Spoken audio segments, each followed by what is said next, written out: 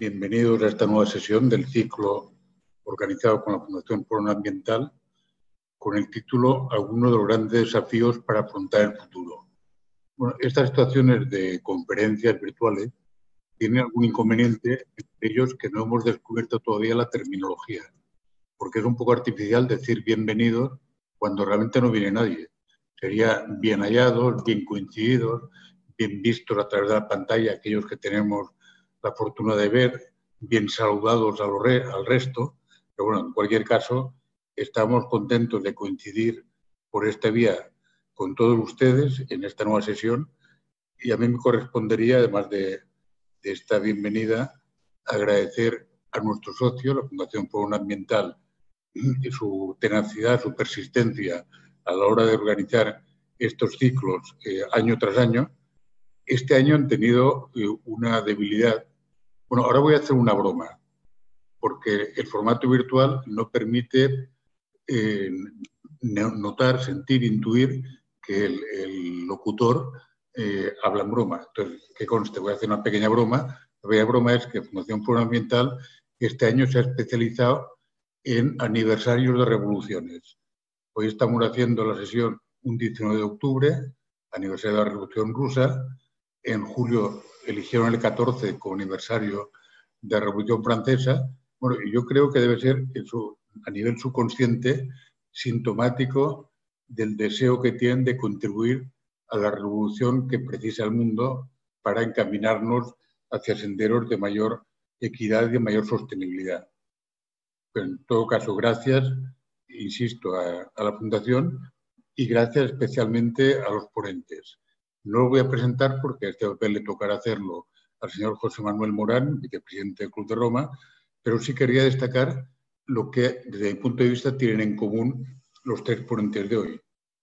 Uno, la variedad de su experiencia, acumulan cada uno de ellos y los tres en conjunto una experiencia enormemente complementaria y diversa, su compromiso con los temas en los que trabajan, su generosidad, por ejemplo, por aceptar participar en esta sesión de Club de Roma, y la contribución que han realizado, que realizan y que realizarán, y en el día de hoy concretamente su contribución desde el punto de vista de la relevancia de los temas a tratar y de la actualidad de dichos temas. Y a ello aludía antes Leandro Barquín en el diálogo previo.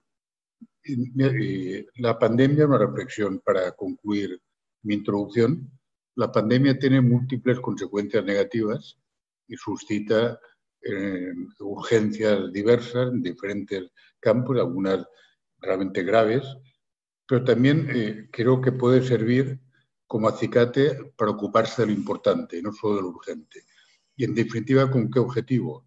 Bueno, con un objetivo muy estimulante, si me permiten la expresión, que es enfocar la sostenibilidad como herramienta que nos sirva a la vez, para superar la crisis y para conseguir o para trabajar por nuevos y mejores equilibrios de cara al futuro.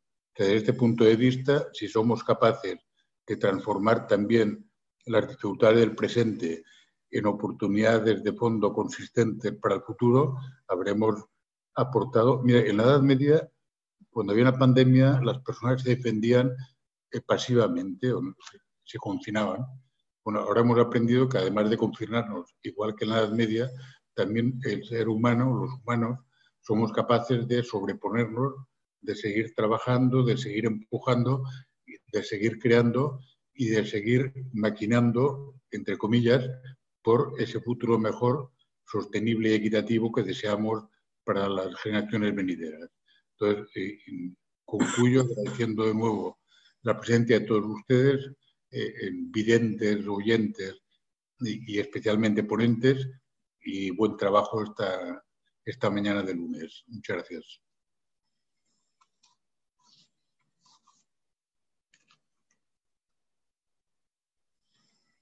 Quiero que Mireia, no se te oye. Mireia, el micro.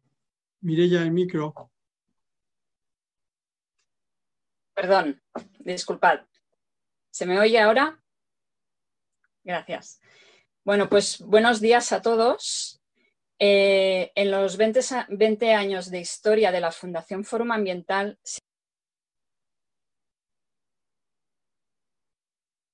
Mireia, tu micro. leitmotiv de este ciclo 2020 del Club de Roma y la Fundación Fórum Ambiental. El libro común del Club de Roma, al que estamos dedicando este ciclo, habla de un mundo complejo, repleto de desafíos, incluso algo oscuro. Hoy en esta sesión hemos decidido hablar de 3 retos. El primero será la lucha contra el cambio climático, por su emergencia, pero también por el riesgo de que las prioridades de la actual crisis sanitaria aplacen la urgencia de actuar. En este ámbito creemos que la fiscalidad verde es una herramienta central en la arquitectura para acelerar la transición energética y ecológica. El segundo reto que vamos a tratar es la ocupación y la sostenibilidad de los sistemas públicos. Tienen que garantizar una transición justa. Aquí el esfuerzo creemos que será separar y actuar en el corto plazo ante las consecuencias dramáticas de la actual epidemia y abordar también las medidas estructurales necesarias para garantizar el largo plazo. Creemos que aquí la equidad es más que nunca necesaria, porque el riesgo es que salgamos de la crisis sin haber hecho los deberes o incluso haber desandado camino. Y luego hablaremos de un tercer reto, la llamada a la acción, una llamada a la acción con letras mayúsculas, a través de lo que constituye la hoja de ruta que nos hemos dado entre todos en uno de los acuerdos más ambiciosos y necesarios en el orden mundial, los conocidos ya Objetivos de Desarrollo Sostenible de las Naciones Unidas. Estos ODS son una llamada a la acción y también a la esperanza de que entre todos podamos trabajar por un mundo mejor. Es obvio que su ambición no debe esconder alguna de las muchas dificultades e incluso contradicciones entre los objetivos, pero vamos, está también claro que estas dificultades no pueden ser un obstáculo para que no avancemos de una manera decidida. Así que bueno, vamos a intentar abordar todos estos retos con los 3 ponentes, a los que quiero agradecer, como ya decía Jaume, por haber aceptado nuestra invitación, por su disponibilidad en acompañarlos y igualmente os agradecemos a todos los que estáis al otro lado de la pantalla porque nos vais a dedicar estos minutos. Sin más, no quiero dejar de comentaros que durante la sesión podéis plantear preguntas a los ponentes a través de la dirección de correo electrónico que tenéis en la caja de descripción de YouTube y que también veréis que saldrá sobreimpresa en la pantalla a lo largo de la sesión. Al final del debate intentaremos responder las preguntas en la medida de lo que el tiempo nos permita. Y sin más, muchas gracias por vuestra atención y doy la palabra a José Manuel Morán para que nos pueda introducir a los ponentes y el coloquio.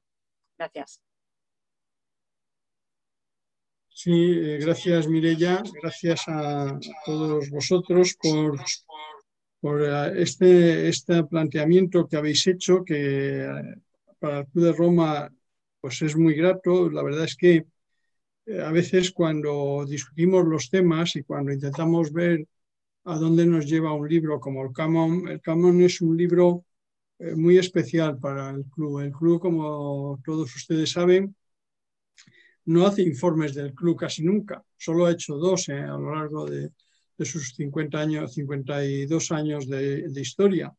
Uno de ellos en 1989, que lo hizo prácticamente el comité ejecutivo de entonces del club, y en el cual han coincidido 35 miembros del club que se han aventurado a dar sus opiniones sobre cómo vamos a ver ese mundo complejo del que hablaba Mireia.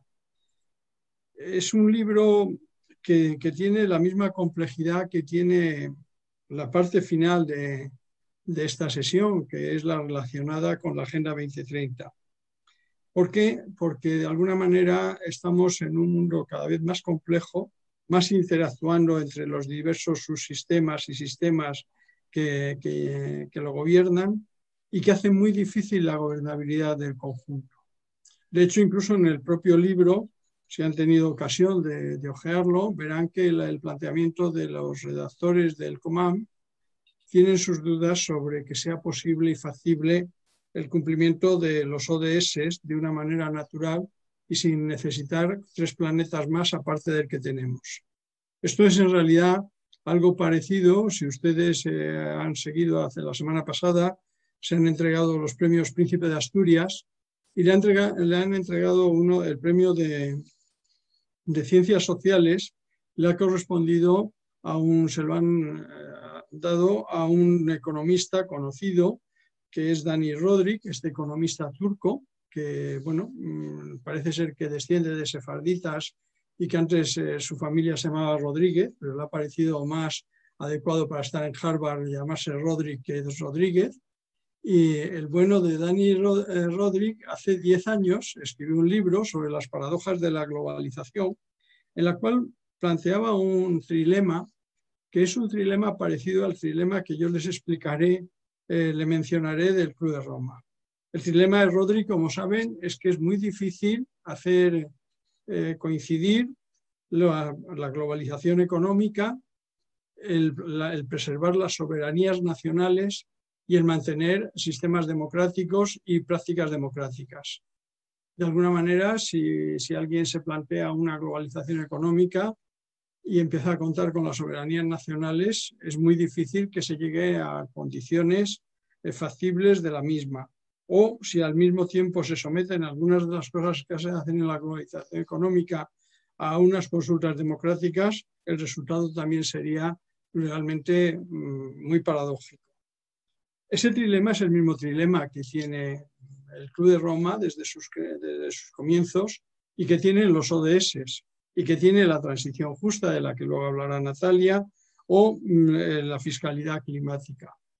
Y es que el club, cuando se constituyó en 1968 y cuando lanzó el primer informe de los límites al crecimiento, planteaba que había que hacer compatible un proceso de sostenibilidad en el cual fuéramos ecológicamente perdurables, respetásemos la naturaleza y su biodiversidad, al mismo tiempo fuéramos económicamente viables, es decir, hiciéramos empresas que obtuviesen beneficios o hiciéramos acciones que permitieran resultados a distribuir, y al mismo tiempo que fuéramos socialmente solidarios, que fuéramos equitativos, que hiciéramos que no existieran desigualdades y que de alguna manera los niveles de la calidad de vida fueran iguales para todos y preserváramos la calidad de vida y el desarrollo humano.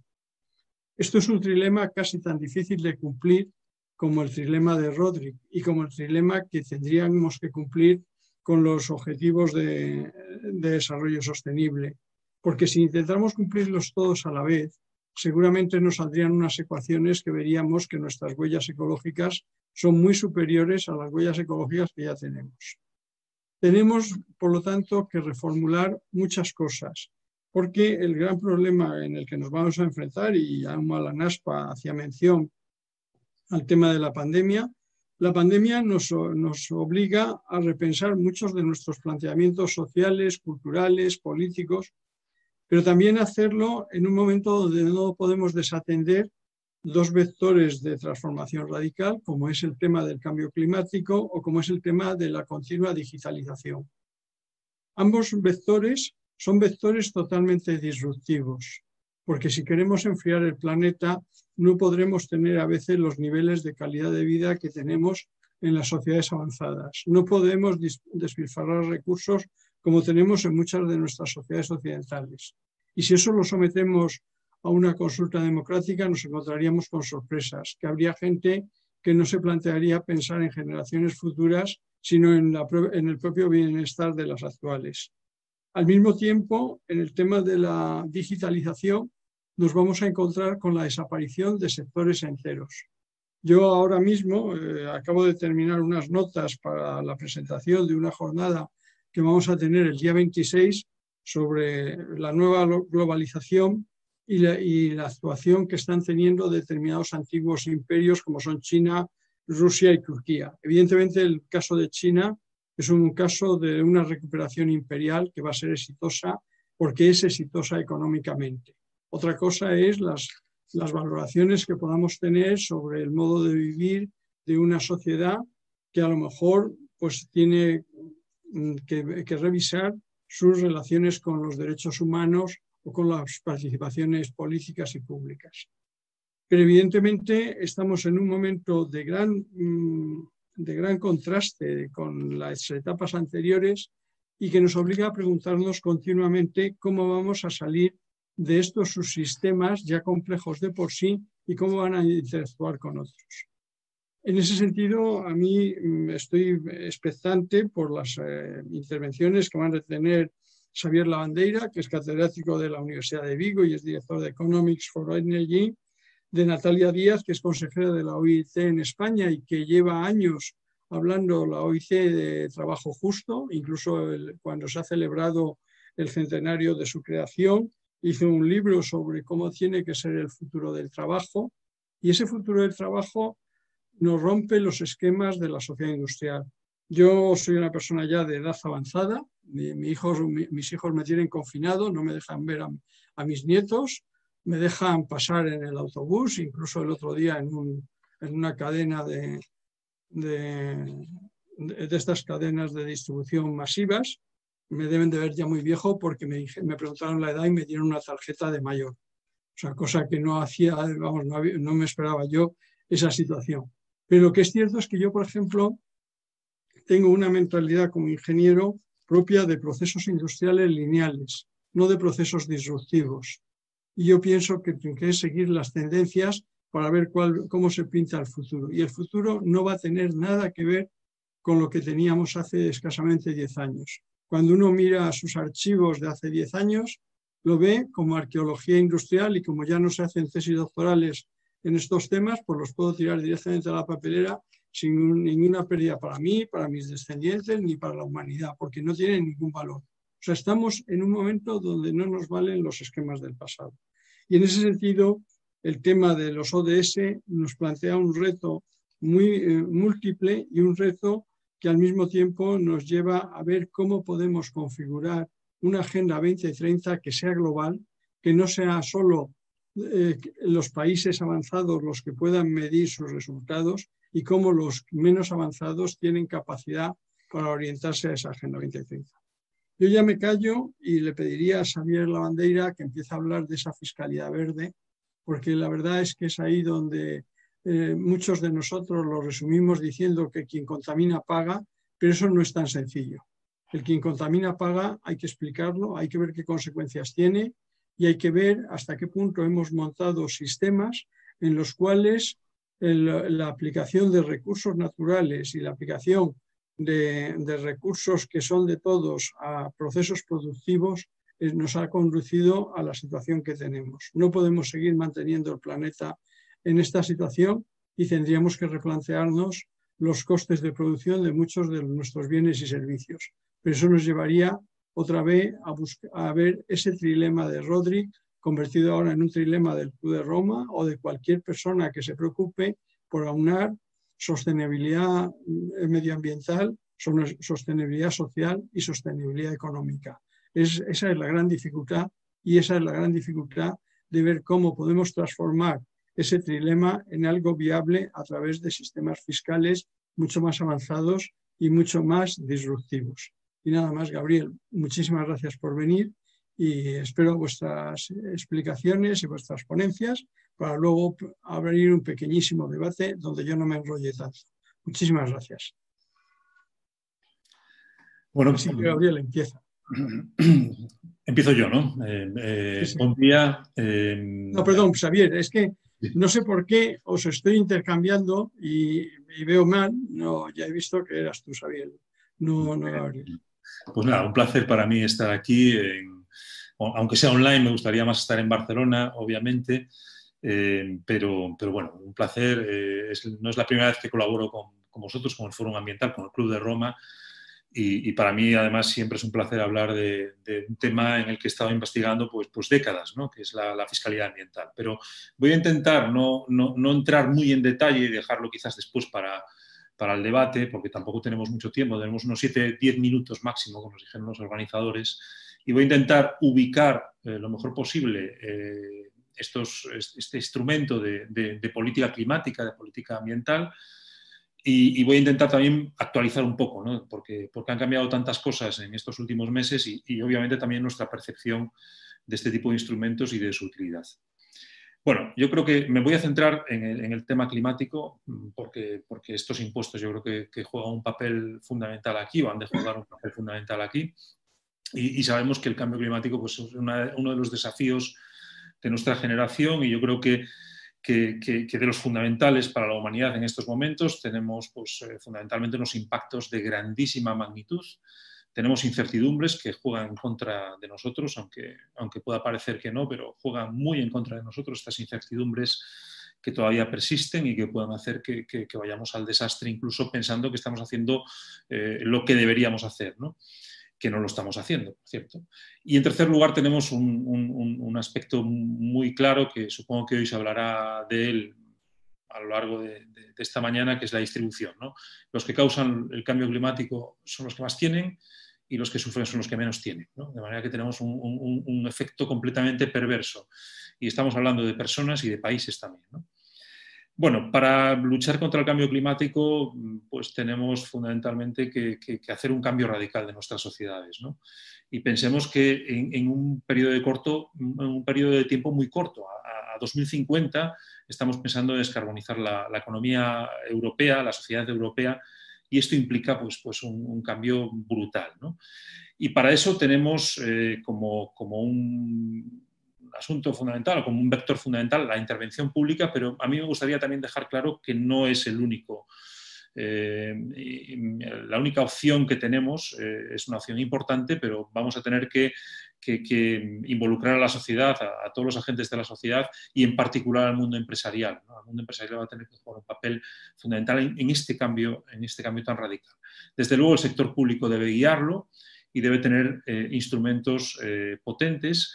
El instrumental público aquí es muy variado, pero yo creo que uno de estos instrumentos fundamentales es el de los precios, ¿no? Los precios del carbono en nuestro caso, y dentro de estos precios del carbono los impuestos son una alternativa, ¿no? ¿Por qué nos gustan los impuestos? Y quizás antes de decirlo también me gustaría decir que nuestro margen de maniobra se acaba, ¿no? Para políticas públicas que sean efectivas y que sean a costes razonables. Si no hacemos las cosas rápido, los costes se van a multiplicar y va a ser mucho más difícil. Y va a tener costes también sociales más elevados. Y yo creo que es un mensaje que en España llevamos, yo creo que décadas diciendo casi, y desde el mundo político nos escucha, y al final la situación hoy es mucho peor que la que tendríamos hace 10 o 20 años si hubiésemos actuado, ¿no? Porque no se han hecho cosas y tenemos que hacer todo mucho más atropelladamente, más rápido, a costes mayores, ¿no? Bueno, dentro de este instrumental de políticas públicas, pues los precios, como decía, son un instrumento fundamental por varias razones. Uno, porque minimizan costes.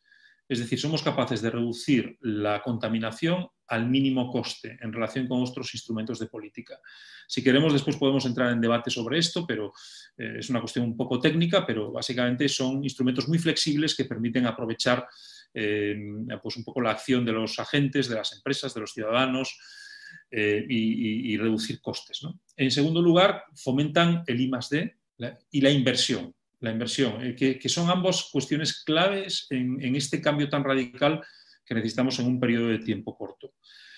Y en tercer lugar, nos da recursos públicos. Yo creo que esto también es relevante, después voy a hablar un poquito más de esto.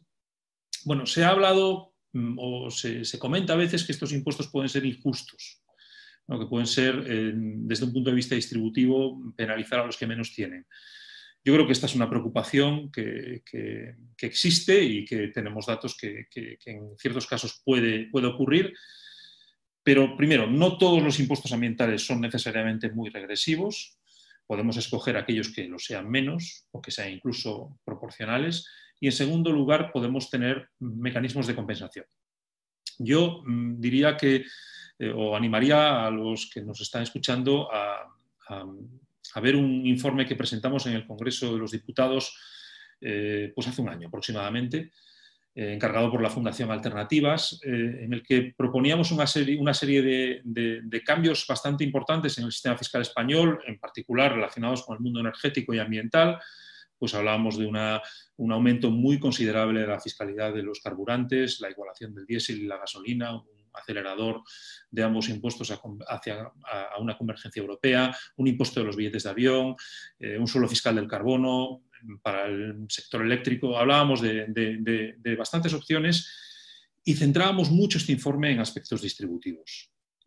Cómo podíamos minimizar esos impactos, cómo podíamos incluso atacar la pobreza que es tan importante en España con parte de estos recursos, ¿no? Bueno, después podemos hablar un poquillo de esto si os parece, pero queda ahí. Y voy a acabar haciendo una pequeña reflexión sobre qué cambia de estas cosas que decíamos en el Parlamento hace un año con la crisis del COVID, ¿no? Que ha cambiado tan radicalmente nuestras sociedades y nuestras percepciones de muchas cosas. Y yo creo que la crisis del COVID refuerza un poco lo que decíamos antes, ¿no? ¿Por qué? Bueno, pues porque en primer lugar estamos viendo que hay una caída de los precios de los productos energéticos y necesitamos evitar que precios de los combustibles fósiles bajos lleven a un mayor aumento del consumo de estos combustibles. Necesitamos atajar eso, ¿no? Con lo cual hay más razones para aumentar la fiscalidad ambiental. En segundo lugar, hay más razones para tener recursos públicos y España en particular necesita más recursos públicos y puede conseguirlos de una manera bastante importante mediante este tipo de figuras, porque tenemos unos niveles muy bajos en términos relativos. Y en tercer lugar, yo creo que estamos hablando de ese maná europeo, de ese gran cambio que debe hacernos pensar en una nueva economía, en el corto plazo, la digitalización, la sostenibilidad. Bueno, de acuerdo, sí, pero necesitamos reforzar esto con políticas climáticas que no desbaraten precisamente esas inversiones a gran escala. Y la fiscalidad ambiental puede jugar un papel aquí. Yo, pues aquellos que estén interesados en una reflexión sobre esto, pues acabo de publicar una opinión la semana pasada, hace unos días, en Agenda Pública, precisamente sobre recuperación verde, sí, pero cómo, donde precisamente hablo del papel importante de estos impuestos, pero en un conjunto más amplio de ese uso de recursos públicos y privados. Y con esto lo dejo. Creo que me he pasado quizás un poquillo, pero lo dejo aquí hasta el debate.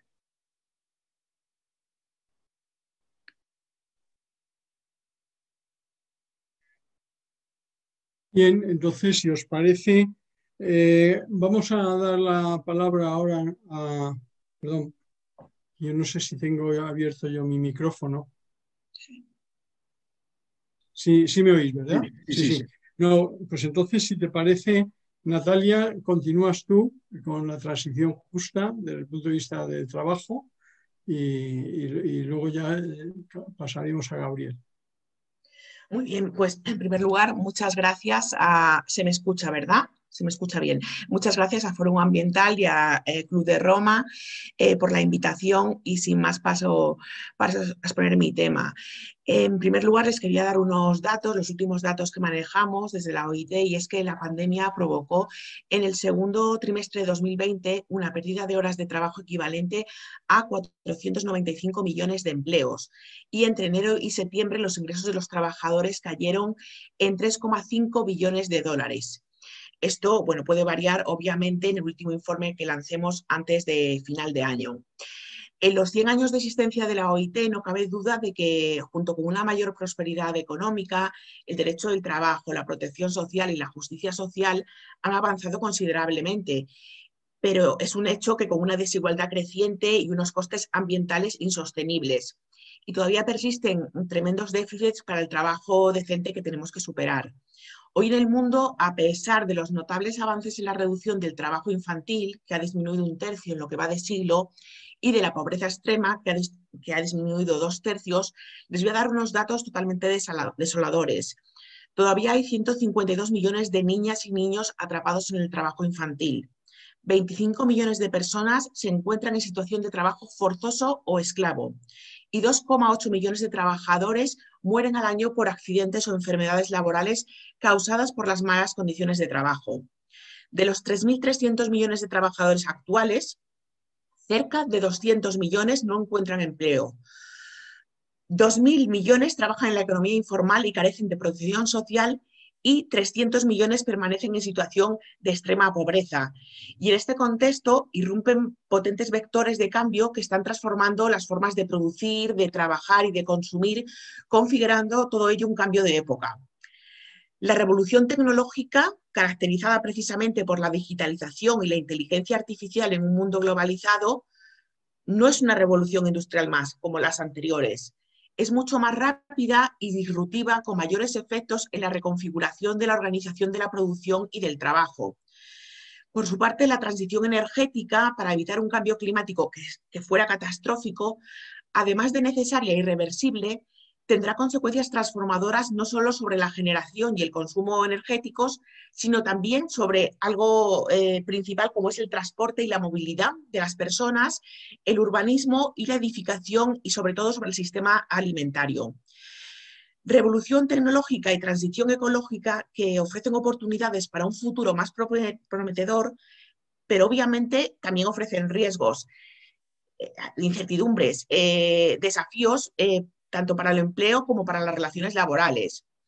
Y todo ello sucede en el marco de una evolución demográfica desigual, un invierno demográfico en los países industrializados, una alta natalidad en los países menos desarrollados. En un mundo que es económicamente desigual y de un aumento de las migraciones laborales, así como de las personas refugiadas a causa de los conflictos y de las personas desplazadas por razones climáticas. Todo ello se acentuará, obviamente, una vez superada la crisis sanitaria del COVID. Y el contexto en el que se dan estas transformaciones es también el de la irrupción global de una demanda social por la igualdad de género, para poner por fin a la violencia y el acoso contra las mujeres y para lograr una sociedad más igualitaria, sin discriminación ni brechas laborales de género. El año pasado, en el centenario de la OIT, se hizo una declaración que no elude ninguno de estos elementos que les he señalado y, adoptando un enfoque de futuro del trabajo centrado en las personas, reconoce la urgencia de actuar para aprovechar las oportunidades y afrontar los retos, a fin de construir un futuro de trabajo justo, seguro, inclusivo, con pleno empleo, productivo y libremente elegido, y sobre todo con trabajo decente para todos y todas. Para que esto sea posible, la declaración ofrece una hoja de ruta centrada en invertir en las capacidades de las personas, invertir en las instituciones del trabajo e invertir en trabajo decente y sostenible, y en un enfoque de transición justa para las transiciones a las que debe hacer frente el futuro del mundo del trabajo. Pero claro, para todo ello debe haber un acompañamiento en las transiciones, porque la declaración toma como punto de partida las enormes transformaciones que está teniendo lugar en la sociedad medioambiental, social, tecnológica, y formula la necesidad de brindar acompañamiento en las transiciones que cada una de las transformaciones implicará para el conjunto de la sociedad.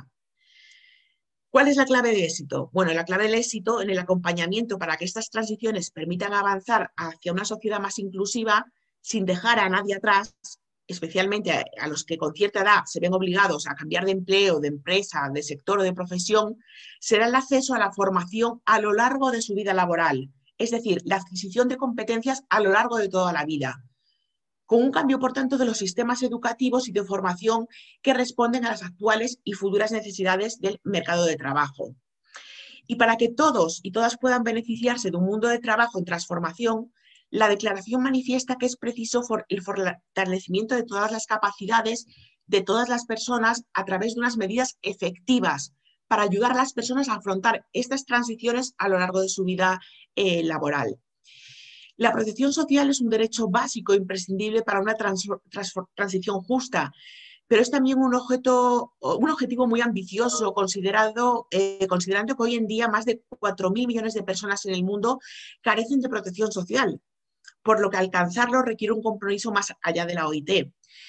Luego hablará Gabriel de esto, pero la presencia de este objetivo de protección social como una de las primeras metas contempladas en los ODS de la Agenda 2030 expresa bien la dimensión de compromiso global multilateral de este objetivo que compromete a todos los países y, en definitiva, a todas las agencias del sistema de Naciones Unidas. En concreto, pues el objetivo 1 de los ODS es el de poner fin a la pobreza en todas sus formas y en todo el mundo. La transición hacia sociedades más igualitarias necesita en particular refuerzo y compromiso transformador para cerrar las brechas de género, como hemos señalado. Y la declaración introduce aquí un énfasis especial en la necesidad de lograr la igualdad de género en el trabajo mediante un programa transformador y evaluado periódicamente.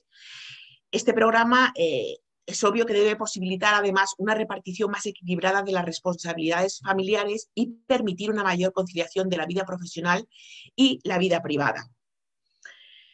Me gustaría hacer un paréntesis para hablar del crecimiento económico inclusivo. Para hacer frente a las transiciones de las que venimos hablando, la declaración exhorta a todos sus miembros a adoptar medidas para fortalecer 3 áreas concretas: las capacidades de las personas, las instituciones de trabajo y el crecimiento económico sostenido, inclusivo y sostenible, y trabajo decente para otros, que es la fórmula con la que se denomina precisamente el objetivo 8 de los Objetivos de Desarrollo Sostenible de la Agenda 2030, que es un mandato, el objetivo número 8, que precisamente se nos encomienda a la Organización Internacional del Trabajo. El fomento de ese crecimiento económico, que ha de ser a la vez e indivisiblemente sostenido, inclusivo y sostenible, lo que implica un concepto nuevo que cuestiona el concepto de crecimiento económico convencional, ya que el crecimiento económico no puede ser sostenido sin atender a la dimensión social y a la dimensión medioambiental. Para el pleno empleo y el trabajo decente ha de incorporar políticas macroeconómicas, políticas comerciales, sectoriales, industriales, que favorezcan el trabajo decente. Y a su vez, y haciéndose eco de las nuevas realidades que emergen con la revolución digital, se exhorta también a los poderes públicos a tomar políticas y medidas que permitan asegurar una protección adecuada de la privacidad y de los datos personales y responder a los retos y las oportunidades que plantea la transformación digital en el trabajo, incluido el trabajo de plataformas en el mundo del trabajo. Las transformaciones que están modificando el mundo del trabajo exigen apuntalar los refuerzos para ofrecer una protección adecuada a todos los trabajadores. Y bajo esta premisa, la declaración exhorta a todos los países miembros de la OIT a tomar las medidas necesarias para que todos los trabajadores, inclusive los de la economía informal, aquellos que trabajan en la economía de plataformas y quienes lo hacen en las cadenas mundiales de suministro, entre otros, puedan disfrutar de una protección adecuada de conformidad con el programa de trabajo decente. Y la agenda para avanzar en la protección en materia de seguridad y salud en el trabajo sale reforzada de hecho con nuestra declaración. Adjunta a esta declaración del centenario, la conferencia del año 2019, aprobó una resolución que abre el proceso para incluir la seguridad y salud en el trabajo como un principio adicional a los principios y derechos fundamentales del trabajo que ya estaba que mandataba ya el Consejo de Administración de la OIT para que examine cuanto antes las propuestas al respecto. Creo que voy sobre el tiempo, así que simplemente decir que la declaración del centenario nos ha dejado un mandato, nos ha dejado una hoja de ruta, propuestas, herramientas, ideas para construir el futuro del trabajo que queremos. Es decir, un futuro de paz con una justicia social para una sociedad más inclusiva. Muchas gracias.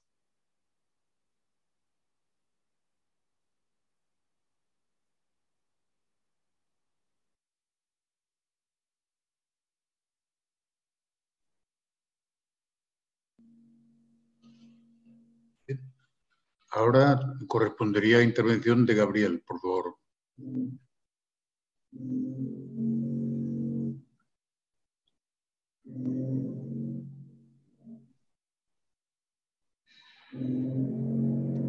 Sí, buenos días. ¿Me escucháis bien?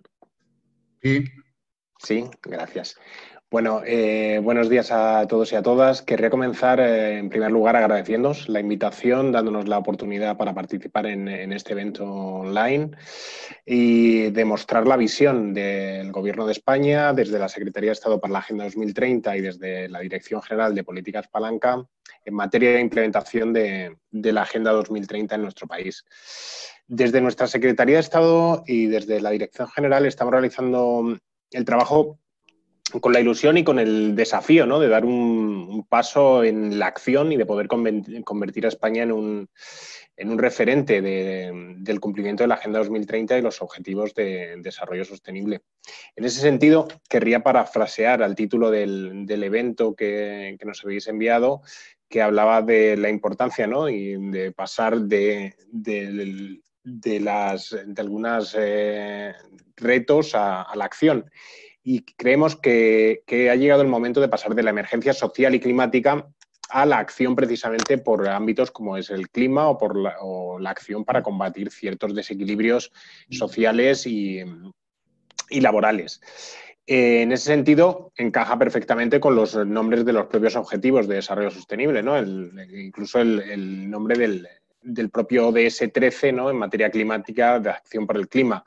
Y por eso creemos que ha llegado el momento de pasar de la acción a los hechos. Como conocéis, la Agenda 2030 es el mayor acuerdo suscrito a nivel internacional, en el que 193 países se pusieron de acuerdo en los grandes retos de nuestro tiempo, pero que son múltiples, porque la propia definición de desarrollo sostenible encaja una amplitud de temas que abarcan prácticamente todos los ámbitos de la acción política y de los diferentes problemas que el siglo XXI y nuestro tiempo tenemos que afrontar.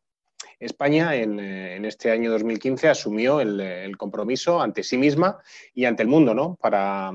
Para definir qué país queremos ser en 2030.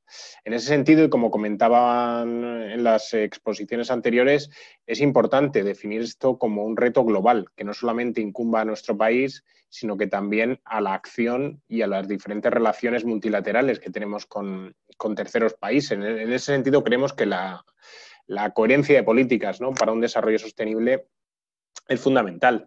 Y para establecer unas bases, pues que tanto a nivel de nuestro país como en terceros países primen pues, el trabajo decente, como comentaba Natalia Díaz, que se pueda conseguir una igualdad real, ¿no? entre géneros y que se luche pues, seguramente contra el mayor reto que tenemos dentro, seguramente ahora por la pandemia, la COVID-19, es un ámbito en el que no hemos focalizado en los últimos meses, pero en el que la emergencia climática supone en esta década y en las próximas el mayor reto que afronta nuestro planeta en los últimos siglos.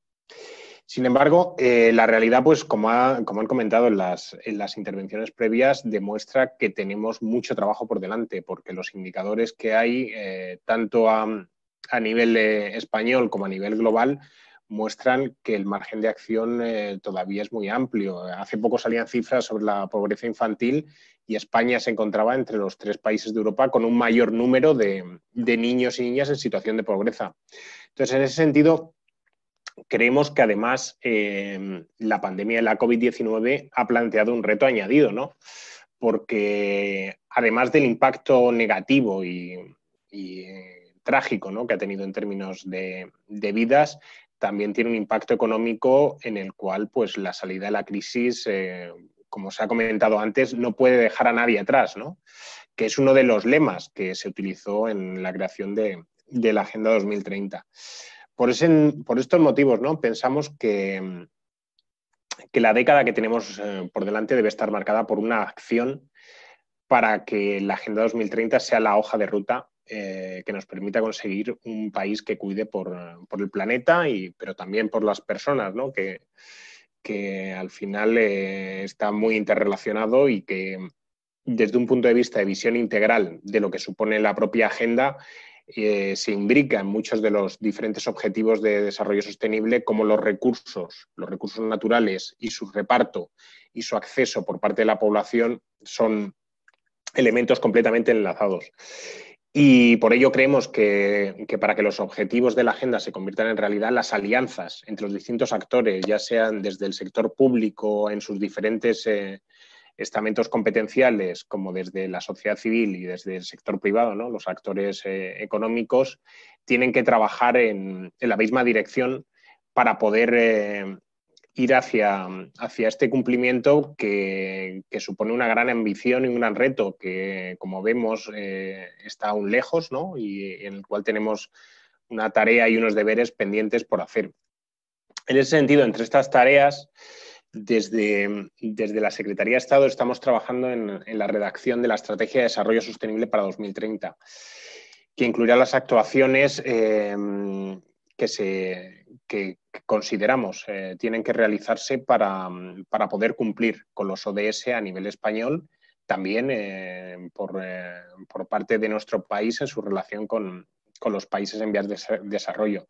Y para ello contamos con todo tipo de actores. Es un diálogo multilateral en el cual tanto desde el tercer sector como desde los sectores económicos y el sector público las aportaciones para este proceso son fundamentales. Y en ello, como antes apuntaba Xavier, es fundamental el desarrollo de políticas públicas que puedan implementar y que puedan ir en dirección hacia una consecución efectiva de los ODS. El Plan de Acción de 2018 de la Agenda 2030 en España ya definió una serie de políticas, las 9 políticas palanca, y el momento actual en todo el proceso de desarrollo de la Estrategia de Desarrollo Sostenible va a suponer un momento de revisión y de evaluación también de algunas de estas políticas que ya se han ido avanzando, ¿no? Un claro ejemplo, por ejemplo, es la Ley de Cambio Climático y Transición Energética, que ya actualmente está en trámite parlamentario. En este proceso de redacción de la estrategia, pues realizaremos un añadido, ¿no?, de las diferentes políticas que puedan identificarse para conseguir un efecto multiplicador, ¿no?, que es de lo que tratan las políticas palanca según definieron las propias Naciones Unidas, y que nos permita conseguir con las diversas acciones pues un número el mayor posible de metas de la Agenda 2030. Para concluir y ya dar paso al debate, quiero invitaros a continuar vuestro trabajo y actividad cotidiana que consideramos fundamental como una palanca de debate y reflexión para poder pensar todas estas estrategias y la acción, ¿no?, que realizamos los diferentes actores en pro de un objetivo común que tenemos todos, que es el de la sostenibilidad. Así que reiteraros una vez más el agradecimiento por participar y, bueno, quedo abierto a las preguntas dentro del debate. Muchas gracias. Bueno, muchas gracias, Gabriel. Yo creo que estamos en el momento de empezar el debate. Simplemente recordarles 3 cosas. El capítulo del Club de Roma lleva desde hace 6 años, 7 casi, hablando de estos temas de la Agenda 2030 y hicimos varias sesiones antes de que se aprobaran en septiembre del 2015 y luego hemos ido viendo diversas facetas de los mismos. Y en ese sentido les invito a que vean en nuestra página web o en nuestras memorias anuales, a través de un capítulo que tenemos dedicado a anexos y que reproducimos pues, sesiones como esta, que se pueden seguir, a que puedan consultarlos. Y luego el propio Club de Roma, a raíz de ese primer informe de los límites del crecimiento, luego hizo varios informes especializados, que es sorprendente que después de muchos años sigan teniendo la vigencia que tienen. Estoy pensando, por ejemplo, en aquel primero que se hizo sobre educación, de aprender horizontes sin límites, de los años 80, que anticipaba unos modelos de educación no formal que luego se fueron concretando 15 años después. Y lo mismo pasa con el informe que se hizo sobre el futuro del empleo, que es un informe de hace 15 o 16 años, pero que ya anticipaba incluso situaciones disruptivas como las que se están produciendo con la economía GIC, con esta economía absolutamente difícil de regular, que va incluso más allá de la propia regulación estable de las plataformas, porque nos enfrentamos a un mundo de provisionalidades continuas, de reescribir todos los días las maneras de trabajar, de producir bienes y servicios e incluso de comunicarnos a través de los medios. Y yo sin más empezaría, Mireia, te paso la palabra para que tú vayas canalizando las preguntas y podamos ir contestando abiertamente a las mismas. Muy bien, pues de momento hemos recibido 2 preguntas. Una del señor Valentín González, que comenta, esto sería para Xavier, que las reflexiones y propuestas que se está haciendo son para la sociedad, para nuestra sociedad y la actual, pero que cree que no serían reflexiones adecuadas para las sociedades actuales y sobre todo futuras de India, China, África, Sudamérica, con una creciente demografía y con una creciente demanda de consumo, ¿no? Entonces, pregunta, ¿cuáles serían los cambios necesarios en el mundo global para evitar un colapso económico y ecológico? ¿Sería factible? Bueno, en principio, obviamente, estamos en un contexto global y por mucho que hagamos en España o en la Unión Europea, si el resto del mundo no colabora, pues no hay nada que hacer, ¿no? con el tema del cambio climático. Y yo creo que es una pregunta, por tanto, muy, muy pertinente. Por supuesto, es decir, yo intenté hablar de fiscalidad porque, aparte de porque se me pidió y porque es de lo que yo más sé, pues digamos que creo que es un instrumento fundamental, pero es un instrumento más, ¿no? Yo creo que es un instrumento necesario, pero no suficiente, y depende de los países, del estado de desarrollo, de las circunstancias, pues para un uso más potente o menos potente, ¿no? Puede haber otros instrumentos pues que, por ejemplo, pues tengan que ver con el despliegue de nuevas tecnologías que sustituyan pues, a tecnologías pues, muy, muy malas, muy contaminantes, pues con un despliegue de conceptos de economía circular, más reciclaje, menos uso de materias, etcétera, que en algunos países pues hay tanto margen de maniobra y tanta capacidad de mejora que no necesariamente, y sobre todo si son países con menos capacidad económica, que no necesariamente tienen que venir detrás de un uso de la fiscalidad o de los precios de carbono. En todo caso, sí quiero decir que países como China, que es un país fundamental en todo este debate, están apostando de forma muy, muy intensa con el uso de los precios de carbono. De hecho, China tiene un mercado de comercio de emisiones que ya es más potente que el mercado europeo que tenemos desde el año 2005. Y están considerando también pues, aumentar la fiscalidad y otro tipo de cuestiones. De manera que yo creo que una vez que las economías pues, se van haciendo pues, más complejas y hay pues, la necesidad de actuar, incluso países emergentes están pensando que este tipo de instrumentos son fundamentales, que no puedes hacer nada sin ellos, ¿no? Pero vamos, yo vuelvo a repetir lo que decía antes, ni todo es intervención pública, ni dentro de la intervención pública todo, ni mucho menos es fiscalidad, y cada país tiene que buscar un mix adecuado, y lo que tenemos que hacer también a nivel global es tener un contexto de trabajo que nos permita cumplir con los objetivos de París, ¿no? Que quiere decir que tenemos que agregar adecuadamente los objetivos de cada país y de las aplicaciones de políticas de cada país para que sean compatibles con eso, ¿no? Y eso exige coordinación y exige pues que todos estén remando en el mismo sentido. Lógicamente la intensidad del remado no debe ser la misma, ¿no? Ni mucho menos, ¿no? Entre países que tienen menos responsabilidad histórica y que tienen menos capacidades también. Yo quisiera hacer una consideración, y es que en el Club de Roma siempre se ha insistido en que no podemos ver los subsistemas aislados. De hecho, a veces reflexionamos sobre si el informe de los límites al crecimiento tendríamos que volverlo a reproducir, porque si no nos podemos encontrar que encontremos soluciones parciales y a veces no consideremos las repercusiones que tienen sobre otros ámbitos. El tema de la fiscalidad, hemos tenido un ejemplo muy reciente, que es el tema de los chalecos amarillos en Francia.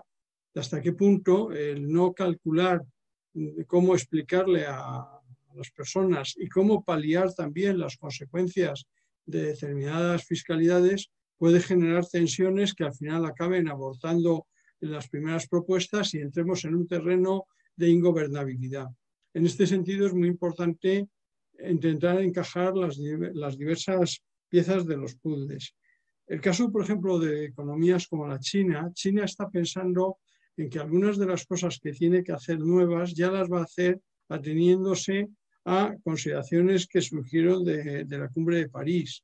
Pero evidentemente las propias dimensiones de China hacen que incluso esa idea que tienen ahora de de la doble circularidad, de pensar en que van a seguir exportando, pero al mismo tiempo van a limitar importaciones y van a aumentar el consumo, les llevará indefectiblemente a aumentar sus huellas ecológicas.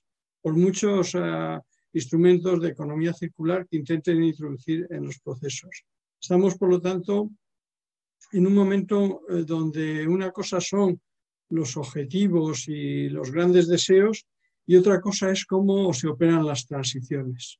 Pensemos, por ejemplo, en el propio sector energético. En el sector energético sería muy fácil decir, tenemos todas las energías renovables y no tenemos más energías, pero se puede pasar de una situación del mix energético actual a un mix energético solo de energías renovables. No, entre medias tendrá que seguir apareciendo las energías de respaldo y seguiremos teniendo que seguir emitiendo CO2, queramos o no, porque no podemos pasar del todo a la nada o hacerlo al revés. En este sentido, lo que acaba de decir Xavier es importante y les anuncio que dentro de, yo creo que en el próximo mes, con la Fundación Naturgy, la oficina del Club de Roma en Barcelona presentará un libro que se ha escrito recientemente sobre cómo van a evolucionar el tema de las emisiones de CO2, o sea, cómo la actualización de la directiva de emisiones lleva a plantearse qué tendríamos que hacer para conseguir rebajar de alguna manera vía la penalización de las emisiones a través de sistemas como el de la directiva, esta situación que tenemos donde incluso en la economía española hay unos sectores que sí se han tomado en serio reducir emisiones y otros que, y esto no sé, Jaume, recuerdas que en la Junta Directiva de junio pues se repartió un informe sobre las emisiones en España y entonces era sorprendente ver que hay algunos sectores que no han rebajado emisiones en estos últimos años como si con ellos no fuera. Entonces dices, es que tenemos que hacer políticas públicas y tenemos que poner restricciones y condicionantes para que nos mentalicemos todos, porque si no nos vamos a encontrar con situaciones que van a ser imposibles de resolver y que cuando las queramos resolver tendrán problemas sociales y problemas de incidencia en sectores productivos que de alguna manera frenarán cualquier proceso de actualización del sistema de emisiones. ¿Había más preguntas, Mireia?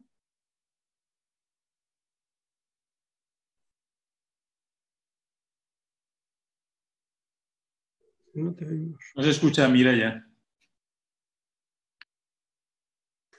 ¿Me escucháis ahora? Sí, sí. Vale. Para Gabriel, ¿qué aporta el gobierno actual de Progreso a acelerar los ODS y cuáles son los riesgos para no alcanzar en 2030 la mayoría de ellos?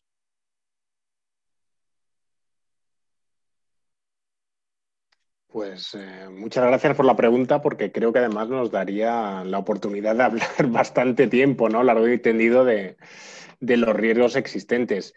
En ese sentido, bueno, pues en el informe de progreso de la Agenda 2030, que elaboramos desde la Secretaría de Estado y presentamos previo aprobación por el Consejo de Ministros el pasado mes de julio, mostraba la alineación que hay entre las políticas públicas emanadas fundamentalmente del acuerdo de gobierno existente y los objetivos de desarrollo sostenible y las diferentes políticas palanca.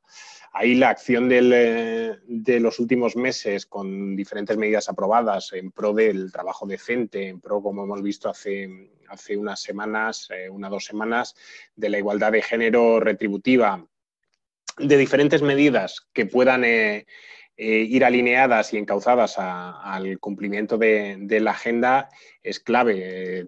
Hablaba anteriormente, ¿no?, de la Ley de Cambio Climático y Transición Energética, que precisamente una de las cosas que valora son los mecanismos de transición justa, ¿no?, en los cuales también se ha trabajado.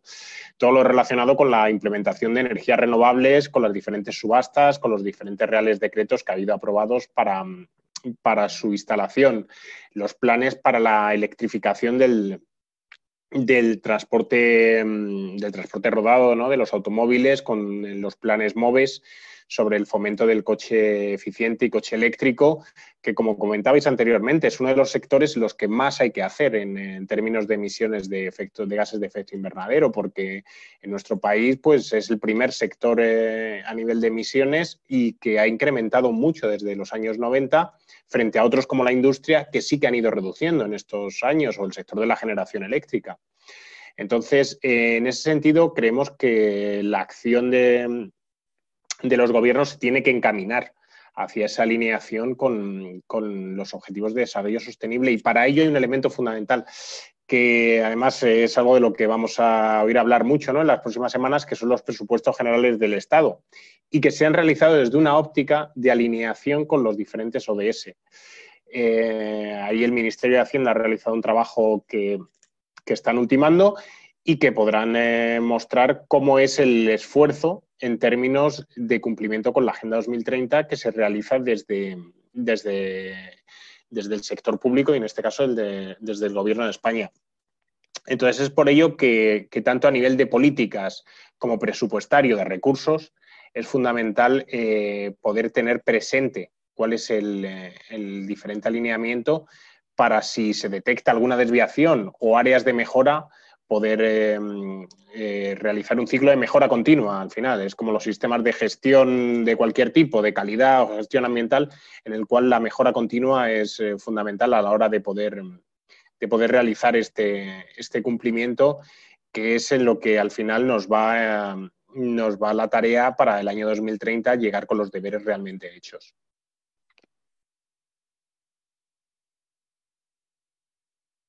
Perdóname un momento, yo soy muy mayor, pero también soy muy consciente de que, por ejemplo, vivimos en un enclave planetario rarísimo, que es la Unión Europea, y la Unión Europea se ha construido en base al funcionalismo, y cosas que hace unos años eran impensables, como es el proceso en el que estamos ahora del plan de reconstrucción, y donde de alguna manera se ha llegado a un sistema de mutualización de la deuda con ese plan de reconstrucción, y donde la Comisión Europea va a asumir cosas que hace unos años eran impensables que las asumiera. Nos movemos en el mundo del funcionalismo, de ir consiguiendo pequeños logros y pequeños avances, no pensar. Y yo no creo que en el 2030 tengamos los objetivos cumplidos. No, sería impensable, sería una cosa absolutamente de película de ciencia ficción. Pero sí es cierto que gracias a ese proceso de intentar llegar al 2030, vamos a ir mejorando muchas de las políticas públicas y muchos de los comportamientos ciudadanos y de los comportamientos corporativos. Y ese es el proceso. O sea, lo importante aquí ya no es tanto ese cumplimiento, porque pasó con los objetivos del milenio anteriores. Cuando se formularon en el año 2000 y se pensaba en lo que se iba a conseguir en el 2015, nadie hubiéramos pensado que se llegara al 2015 en las condiciones ventajosas en que se llegó, que eran mucho mejores de lo que era esperable cuando se formularon. Y aquí va a pasar lo mismo. Es muy difícil, es muy complejo, porque estamos en un momento donde tenemos que acabar con una civilización industrial anterior y construir una civilización basada en la digitalización y en la transición ecológica. Y eso no es sencillo. Y no es sencillo porque el salto humano se ha producido a través de usar hidrocarburos y de gestionar el uso del carbono. Si ahora resulta que transformamos eso, nos va a costar años, pero lo vamos a conseguir. Y en este sentido, a mí me parece tremendamente positivo que el gobierno se haya planteado estos informes de progreso, en el que iremos viendo poco a poco cómo nos vamos acercando a las metas, aunque no lleguemos a las mismas. Y lo mismo pasa, Natalia, con el tema de la OIT. Es muy importante hacer las formulaciones de transiciones justas y de ver cómo debe ser el futuro del trabajo, pero tardaremos en llegar a él.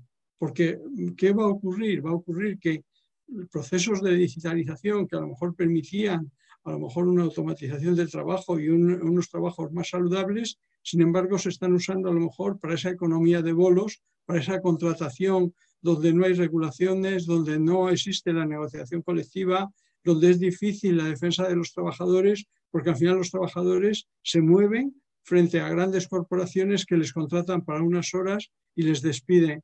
Yo, allá por los años 90, tuve la suerte de empezar a dirigir algunos cursos sobre teletrabajo por el sitio donde estaba trabajando entonces, ¿no? Y recuerdo que con el teletrabajo, en un curso que hicimos en la Menéndez Pelayo en Cuenca, yo di una conferencia inicial donde en uno de las frases que dije es que evidentemente con el teletrabajo también te podían teledespedir. Bueno, pues eso fue lo único que recogió la prensa al día siguiente. No habló de las ventajas o desventajas del teletrabajo, sino que también te podían teledespedir. Evidentemente estamos en un mundo lleno de contradicciones, pero en un mundo también lleno de posibilidades si al final nos dedicamos a formular planes y a formular de alguna manera sendas para llegar al 2030. Lo importante no es, de alguna manera, esa fijación de objetivos. Lo importante es el proceso para llegar a ellos. ¿Más preguntas, Mireia? Si me permitís, yo tendría una pregunta para el señor Lavandeira y me excuso por colarme, pero... Adelante, Jaume. Gracias, Mireia. En el contexto de la lucha contra el cambio climático, ¿qué papel podría o debería jugar en la fiscalidad negativa, entre comillas, que constituyen las subvenciones a las energías fósiles? ¿Qué debería hacerse al respecto? Bueno, pues yo creo que has dado con una de las claves, ¿no? Hay muchísimos países, incluso países desarrollados, incluso países europeos, que implícitamente están subvencionando los fósiles. Y también tenemos que pensar que una fiscalidad muy reducida de los combustibles fósiles, de los carburantes, como la que tenemos en España, está diciendo algo de esto, ¿no? Yo creo que es fundamental, antes que ponerse a corregir, atacar esto. Es decir, y hay países, bueno, sobre todo en el mundo en desarrollo, donde estas subvenciones pues son grandísimas y no tienen ningún sentido, ¿no? Porque yo creo que al final lo que llevan es a una dilapidación de recursos, ¿no? Países que incluso son productores de este tipo de combustibles fósiles y que podrían venderlos y conseguir recursos, pues están dilapidándolos internamente con exceso de calefacción o con coches que son absolutamente innecesarios en su tamaño, etcétera, ¿no? De manera que yo creo que no tiene ningún sentido desde un punto de vista económico, muy poco sentido social, porque estas subvenciones generalmente también benefician a los que más tienen, no solamente a los que menos tienen, y desde luego ningún sentido desde un punto de vista ambiental. Quizás me gustaría también meter un spoiler pequeño sobre otro tipo de subvenciones que también son algo preocupantes a veces, ¿no? Que son las subvenciones a lo limpio, ¿no? Y esto pues, puede parecer algo muy positivo y necesario. Necesitamos subvencionar a veces pues porque el propio mercado, la situación de las tecnologías, etcétera, pues no nos permite un despliegue adecuado de este tipo de productos, pero a veces tenemos que tener cuidado, ¿no? Y solamente tenemos que pensar lo que ha estado pasando en España estos últimos años con los vehículos eléctricos.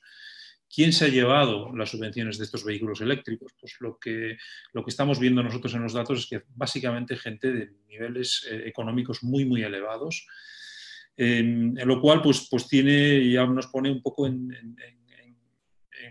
consideración si los recursos públicos se deben utilizar pues con ese objetivo, porque pues son políticas un poco regresivas, por así decirlo, pero además también si son efectivas este tipo de políticas, ¿no? Porque lo que necesitamos son políticas que generen adicionalidad.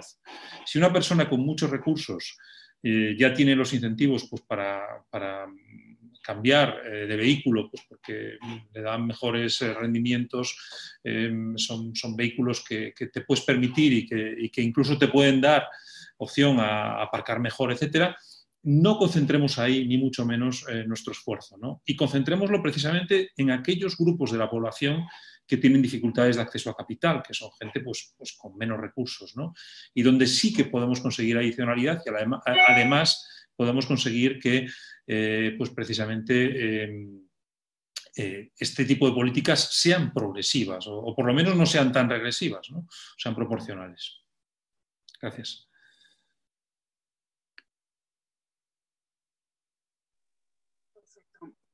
Muchas gracias, Xavier. Una pregunta para Natalia. ¿No es mejor menos trabajo y decente que no trabajo para todos? Y en este sentido, ¿no sería más importante las personas que el trabajo?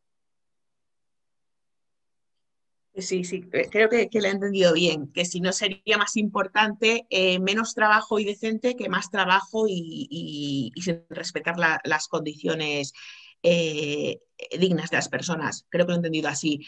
Pues efectivamente, vamos a ver, nosotros, nuestra base de la Constitución de la OIT decía que no habrá paz duradera sin justicia social, y dentro de justicia social nos encontramos con el trabajo decente, ya que el trabajo decente es un concepto que busca expresar lo que debería ser, es decir, en un mundo globalizado, un buen trabajo o un empleo digno.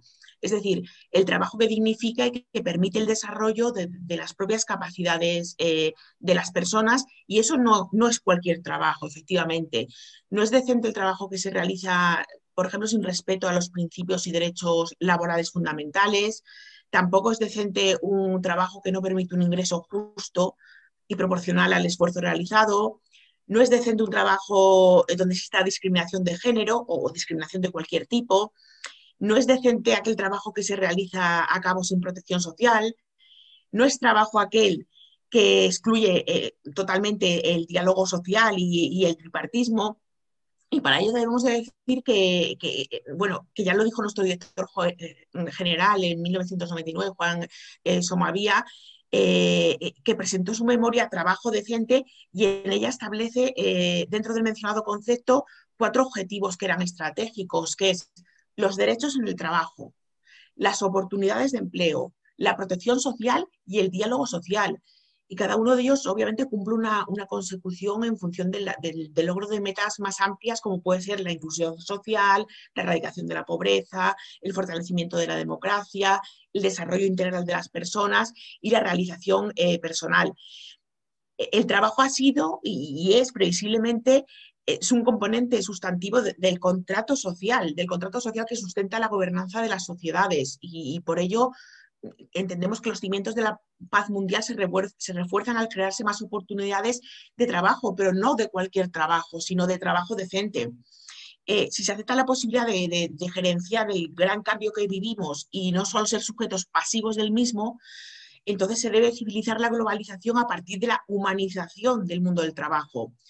Y civilizar la globalización es dar un rostro humano al desarrollo mundial a través de una reafirmación de unos valores esenciales y universales, pues que sintetizan respuestas y aspiraciones comunes que tiene toda la humanidad. Por ello, la respuesta, obviamente, nosotros cuando decimos la creación de empleo, la creación de trabajo, siempre lo enfocamos desde un terreno de un trabajo que sea decente. No nos vale la creación de cualquier tipo de trabajo, obviamente. Y como decía, ya está en la propia Constitución de la OIT, cuando decíamos que no habrá paz sin justicia social, precisamente ya se estaba refiriendo la OIT al trabajo decente. Nosotros, desde luego, tenemos desde la OIT un programa específico para el trabajo decente, y en ese sentido decimos que hay urgencia para que los responsables políticos internacionales, y sobre todo a raíz de la crisis económica y financiera mundial del 2008, y sobre todo a partir de la crisis que se va a derivar después de la crisis sanitaria del COVID, vendrá una crisis financiera y económica muy fuerte, pues consideramos que es apremiante proporcionar empleos de calidad asociados a la protección social y al respeto de los derechos en el trabajo, al fin de que se pueda alcanzar este crecimiento económico sostenible e inclusivo, y erradicar la pobreza. Y esto va muy unido a los objetivos de desarrollo sostenible. Desde luego, cuando se aprobaron los objetivos de desarrollo sostenible, la Agenda 2030 de desarrollo sostenible, precisamente el objetivo 8 de la Agenda 2030, que es la encomienda que nos dan a nosotros la OIT, es la de nos insta, a promover el trabajo decente y a promover un crecimiento económico sostenido, inclusivo y sostenible, el pleno empleo productivo y precisamente el trabajo decente. Y este es un ámbito de actuación fundamental para la OIT y para sus mandantes. Es decir, nosotros lo que tratamos es decirle a los distintos gobiernos que para conseguir el objetivo 8 de la Agenda 2030, desde luego se debe hacer no solo desde el objetivo 8, sino también desde el 1, desde el 5, pero desde luego sí que nos encomienda a nosotros específicamente pues este objetivo para promover el trabajo decente. Hemos de tener en cuenta que también las declaraciones de los líderes y de los planes de acción del G20, de la Unión Europea, de la Unión Africana y otros organismos regionales y multilaterales también han confirmado en sus diferentes reuniones la importancia del trabajo decente para salir de la crisis. Hablamos de la del 2008, pero hablamos de la crisis actual que se va a derivar del COVID-19 y para el desarrollo sostenible. Podríamos, hablar mucho sobre el trabajo decente. Yo estoy abierta, por supuesto, a que posteriormente cualquier persona nos pueda escribir a la oficina, al correo electrónico madrid@hilo sin H, de internationallaboroffice.org, para ampliarles esta información sobre el trabajo decente y el trabajo que estamos haciendo respecto al objetivo de desarrollo sostenible número 8. Creo que me he extendido un poco, pero bueno. Muchas gracias, Natalia. Xavier, tenemos otra pregunta para ti. ¿Qué aspectos positivos señalarías de las políticas energéticas y de transición del gobierno? Y en esta línea, ¿en qué cosas nos faltan y serían necesarias para impuestos y políticas verdes y justas? ¿Qué te parece? Bueno, yo creo que este gobierno ha significado un cambio bastante radical, ¿no?, con respecto a lo que teníamos de gobiernos anteriores, de los partidos que pasaron por los gobiernos anteriores. Es decir, no estamos hablando del gobierno inmediatamente anterior o del partido inmediatamente anterior, sino de una trayectoria que nos lleva desde principios de los 90, yo creo que hasta hace poco tiempo, donde pues este tipo de cuestiones yo creo que estaban en un segundo plano, ¿no? ¿Por qué razones? Pues probablemente porque había otras prioridades políticas, otras prioridades socioeconómicas, grupos de presión quizás, no lo sé. El caso es que yo creo que sí, que ha habido un cambio muy importante con este nuevo gobierno y con los gobiernos, inmediatamente después de los de Mariano Rajoy. Pero, por supuesto, pues todavía hay cosas que hacer bastante relevantes, ¿no? Y yo prefiero centrarme en lo que es mi campo, ¿no?, que es la fiscalidad. Y creo que, desde luego, hay muchísimo que hacer en el ámbito de la fiscalidad de los carburantes. Y a ver si es cierto que esa información presupuestaria que antes nos anunciaba Gabriel, pues nos da alguna novedad positiva en este ámbito, porque es algo en lo que realmente España se encuentra muy alejada de nuestro entorno. Simplemente tenéis que ir a cualquier país vecino y ver la diferencia en lo que cuesta la gasolina y el diésel, y básicamente esa diferencia es la fiscalidad por litro, ¿no? Estamos muy, muy a la cola, y esto pues tiene implicaciones importantes para los recursos que obtiene nuestro sector público, que está muy necesitado de recursos, especialmente en momentos como estos, y por otro lado es muy negativo desde un punto de vista ambiental, porque lleva a que nuestra flota no sea la más adecuada, que estemos dando señales no adecuadas para la compra de subs, etcétera, que estamos viendo que hay muchísimo circulando, y no solo tiene que ver con este tipo de fiscalidad de carburantes, sino también con la propia fiscalidad de la matriculación, etcétera. Yo creo que hay mucho que hacer ahí, y que desgraciadamente lo que va a tener que hacerse va a ser a un coste social mayor del que hubiese sido necesario, ¿no?, si desde finales de los 90 este tipo de fiscalidad se hubiese ido actualizando, ¿no? Hay que hacerlo con precaución. Antes yo creo que alguien hablaba de los chalecos amarillos, ¿no? José Manuel, creo que eras tú.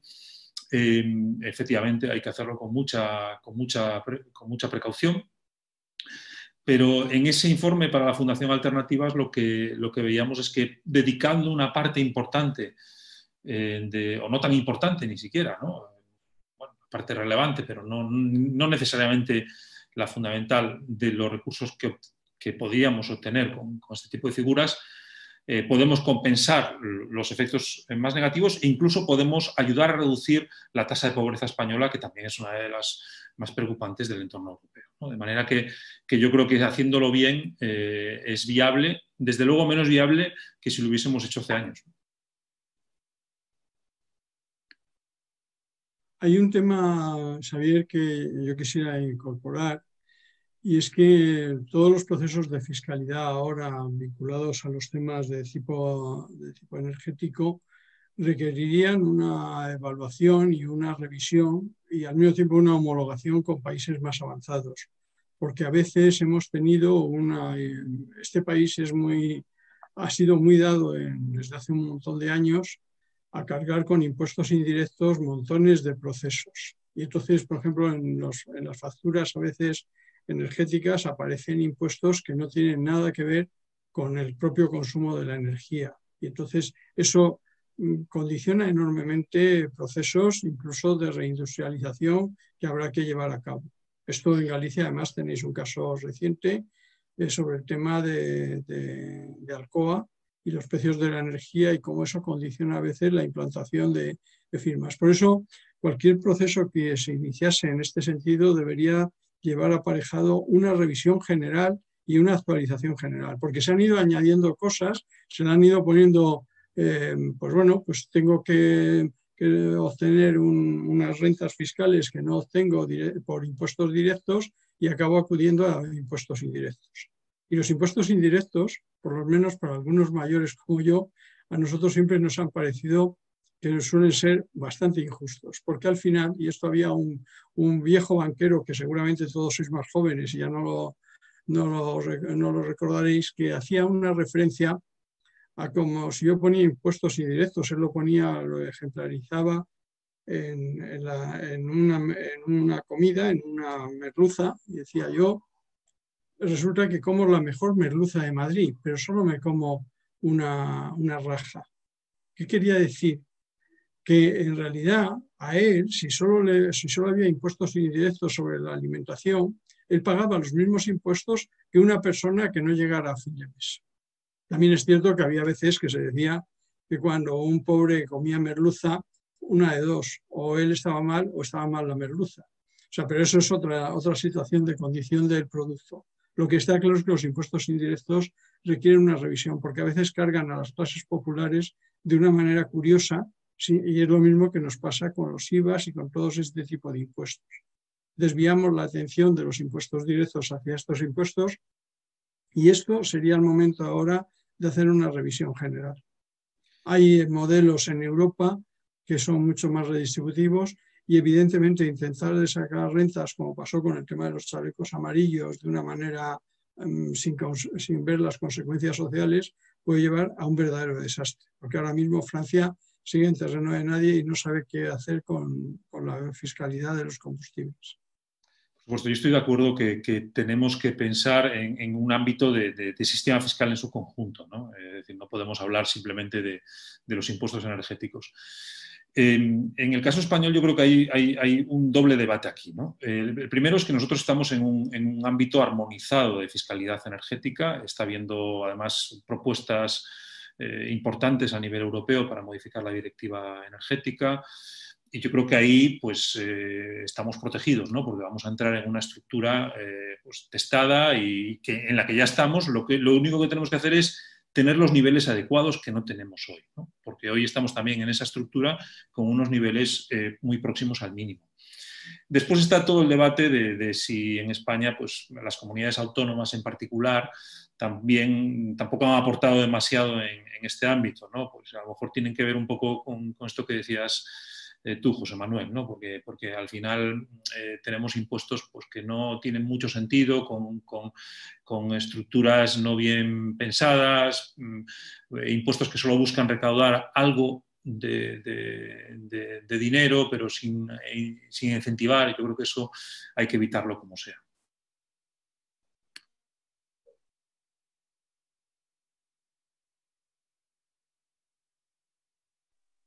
Muchas gracias. Si os parece, Tenemos una última pregunta que sería para todos o para quien quiera responder de vosotros, muy brevemente porque estamos ya a punto de acabar, si os parece.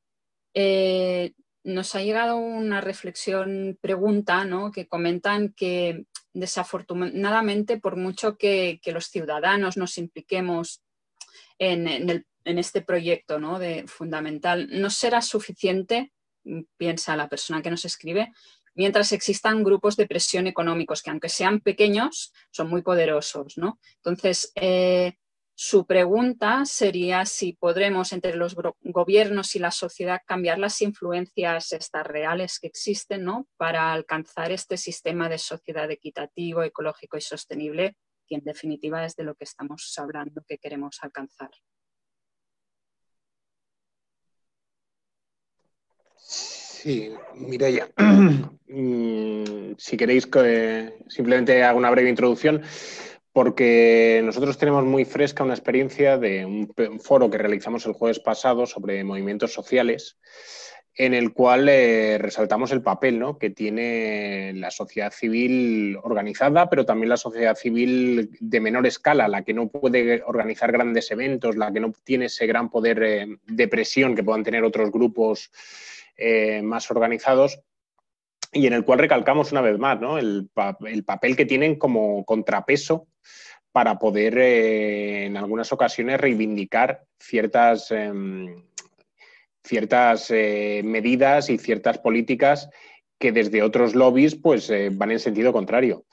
Y en ese sentido creemos que es fundamental que desde los poderes públicos regulemos diferentes mecanismos para la participación de todo tipo de actores, ya sea tanto sociales como económicos. Os comentaba que desde la Secretaría de Estado para la Agenda 2030 hemos creado el Consejo de Desarrollo Sostenible, donde tenemos un amplio abanico de participantes, desde actores económicos, sindicales, organizaciones ecologistas, organizaciones sociales de diferente tipo.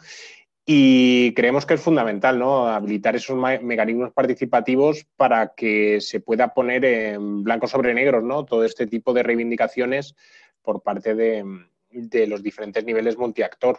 De lo contrario, pues si no, sí que quedaría en manos de aquellos grupos que puedan hacer una mayor presión, por lo cual es esencial tener cabida a las diferentes voces que haya dentro de nuestro sistema social y económico.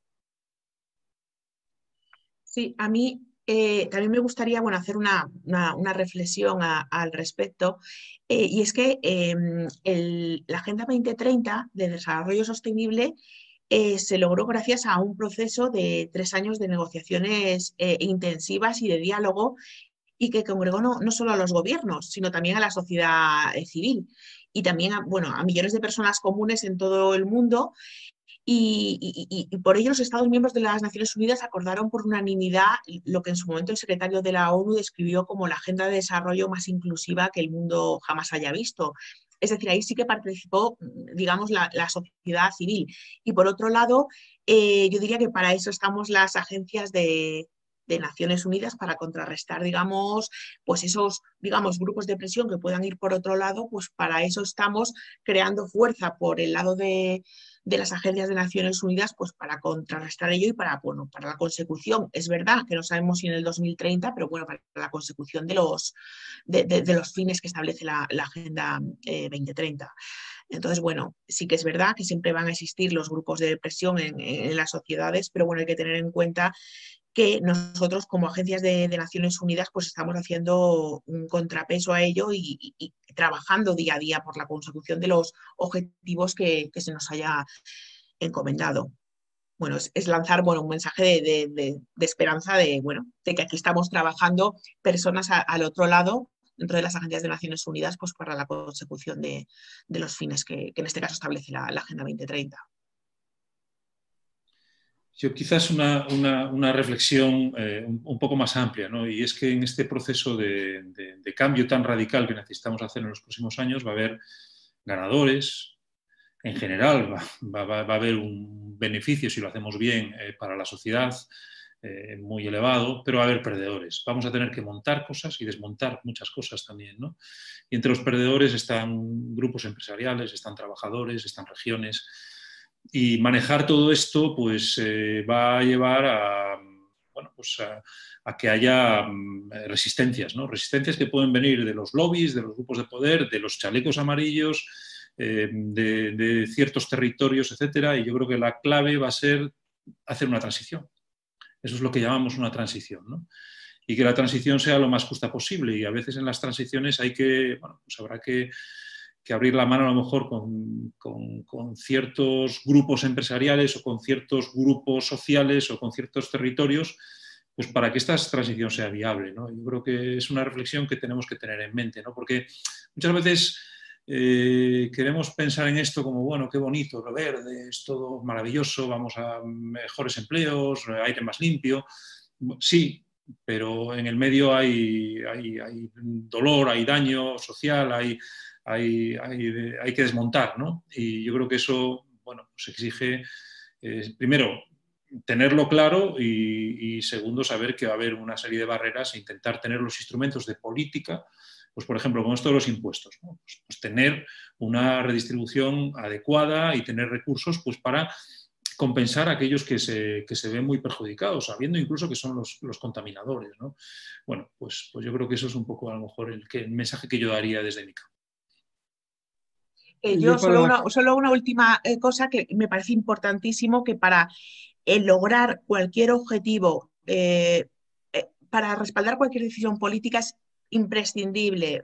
Nosotros siempre lo decimos, el diálogo social, algo que debemos agradecer que en estos últimos meses con esta pandemia sí que se ha logrado en España. Es decir, cualquier decisión política que venga avalada por un diálogo social, bueno, tendrá mayor respaldo de la sociedad y será más efectivo. Por eso recalcamos que dentro de cualquier decisión que se adopte, en este caso en España, si existe diálogo social, quedan representados, bueno, todas las partes en la decisión política que posteriormente se adopte. Quería dejar, bueno, dicho eso, que es importante, y por ello agradecemos el diálogo social que se viene realizando, sobre todo desde el mes de marzo, con la crisis sanitaria.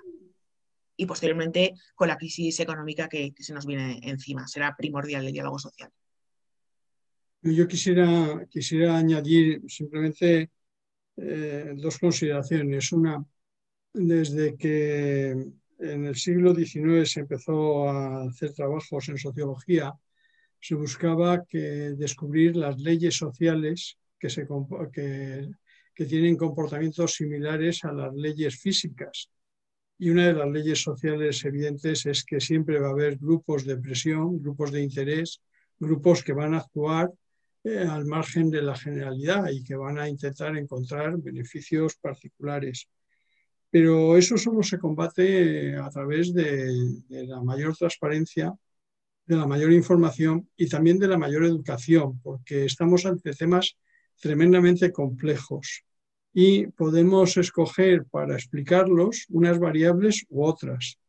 Y si escogemos algunas, tendremos un resultado, y si escogemos otras, tendremos otros. Y por lo tanto, ante una situación de complejidad como la que se va a vivir en los procesos de transición, lo que va a ser muy importante es que los agentes públicos y los agentes privados que tienen vocación de inducir opinión y de inducir conocimiento en la sociedad, de alguna manera muestren todas las facetas de cada asunto. Porque si no, de lo contrario, vamos a primar unos asuntos sobre otros. Y esto es lo que nos está pasando.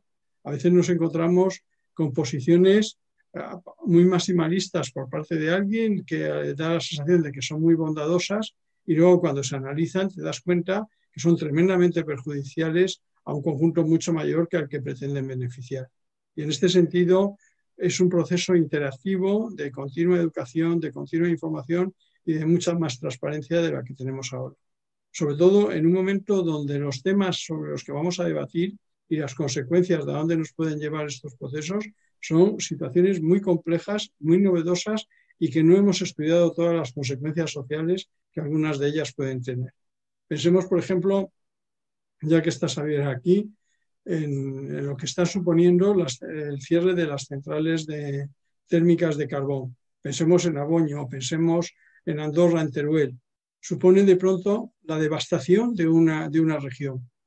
Caen los empleos, cae la actividad, pasas de una actividad que hace unos años supuso un beneficio y un desarrollo económico para la zona, a una situación ahora que la desaparición, que es buena para el medio ambiente, sin embargo tiene unas consecuencias sociales devastadoras. Entonces tú, cuando tienes que hablar de esa transición energética, te tienes que plantear también las consecuencias sociales y buscar soluciones alternativas para que aquello no revierta en una revuelta social y en una incomprensión, porque no podemos, evidentemente, permanecer en esta situación energética en la que estamos, pero tenemos que buscar salidas para que esas transiciones sean lo menos dolorosas y afecten a las mínimas personas y por lo menos se les dé una orientación y una vida. Vida que no pasa por los subsidios. Ojo, porque vamos a un mundo donde a lo mejor resulta que vamos a encontrarnos con que nos van a cambiar ese trabajo decente que no existe o que no nos lo pueden dar por unos subsidios. Y es muy importante que la gente tenga su propio proyecto vital y pueda desarrollarse como persona a través del trabajo o a lo mejor a través de la pereza, de no hacer nada, pero que sea él el que decida. Porque si no nos podemos encontrar en situaciones tan tristes y tan trágicas como las que se están viviendo ahora con algunas tribus del Ártico, a los cuales se les financia para que no cacen focas, y sin embargo estamos conduciendo al suicidio y al alcoholismo a muchas de esas personas por no haber diseñado una buena salida para esas personas que tienen el mismo derecho que nosotros a ser felices y a tener una actividad que les desarrolle como personas. Y ya me callo, porque esto ya me suena un poco a plática moral, que es un poco alejada del propio Club de Roma, que no se dedica a las pláticas morales, sino simplemente a ver que las interrelaciones entre los distintos sistemas son tremendamente complejas y esa dinámica lo hace todavía mucho más complejo el análisis y la sostenibilidad del sistema. Y no sé, Mireia, si hemos acabado ya, o sea, si hay más preguntas o... No, dejaríamos aquí ya las preguntas y si quieres ya, porque nos pasamos un poquito de la hora, ya damos paso al cierre tú mismo. No, simplemente agradecerles a los ponentes su disponibilidad, sus brillantes intervenciones e invitarles a todos a la próxima, que la tendremos en noviembre, ¿verdad, Mireia? Y con el cual cerraremos este ciclo sobre el COMAM.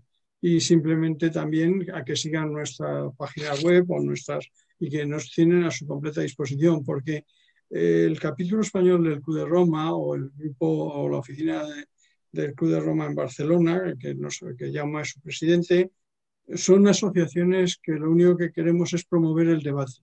Nosotros no tenemos la certeza de nada, pero sí queremos preguntar a los que sabéis y escucharos para abrir de alguna manera nuevos horizontes de saber y para poder contribuir al desarrollo humano, que es la única finalidad con la que se creó esta asociación en 1968. Aurelio Peccei no estaba preocupado solo por el medio ambiente, por lo que realmente estaba preocupado es cómo conseguir un desarrollo humano que permitiese a que cada persona en cualquier lugar del planeta pudiera sentirse dueña de sus destinos, solidaria con los demás y capacitada para perfilar un futuro de la humanidad que no fuera un futuro donde marginase a una gran mayoría de la población o consumiera recursos que invalidase la vida de los descendientes que nos van a seguir.